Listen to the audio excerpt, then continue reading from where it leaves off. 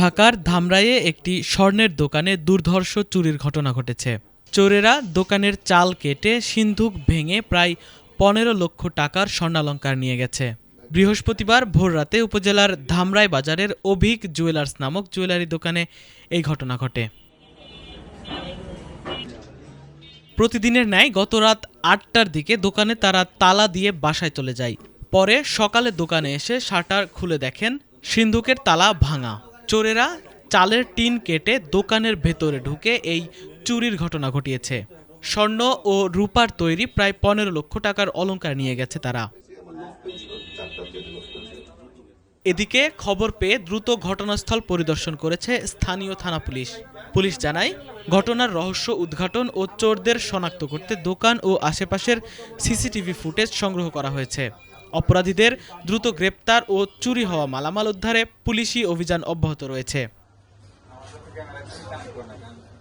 এ ঘটনায় এলাকায় ব্যবসায়ী ও স্থানীয়দের মাঝে চরম আতঙ্ক বিরাজ করছে। এলোমেলো হওয়ার পরে আমি আমার মহাজনদের বিপদদারে ফোন দেই বলি যে দোকানে চুরি হয়েছে।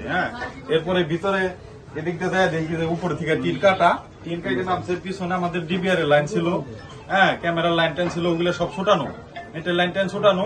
এরপরে এই যে এই 2টা ক্যামেরা ছিল, এই লাইনগুলো ছোটানো, এগুলা ডিবিআর এর সাথে এক না, এগুলা আলাদা ভয়েস ক্যামেরা। এরপর এলো এই শাবল আর স্কুটার রেখে গেছে, এই লকার ভাঙ্গা আমরা রাতে যত মালামাল রেখে গেছিলাম এগুলো সব রয়ে গেছে। ঠিক আছে, আর প্রত্যেকটা ডোয়ার সেট। আনুমানিক কত টাকার মাল নিয়েছে? আনুমানিক প্রায় 15-20 লাখ টাকার মাল হবে। আমি লোক মাধ্যমে শুনলাম যে এখানে চুরি হয়েছে, তো আসলাম, এসে দেখলাম যে না, ঘটনা সত্য, এখানে চুরি হয়েছে। তো আরো অনেকে এখানে উপস্থিত আছে, সবাই দেখছেন এখানে চুরি হয়েছে। তবে এই চুরিটা আরো বেশ অনেকবার এই সেম ক্যাটাগরিতে চুরি হয়েছে। তো পানের দোকানও হয়েছে, তারপরে এরকম আমার দোকানও হয়েছিল, তার আগে কবির ভাইয়ের দোকানও হয়েছিল।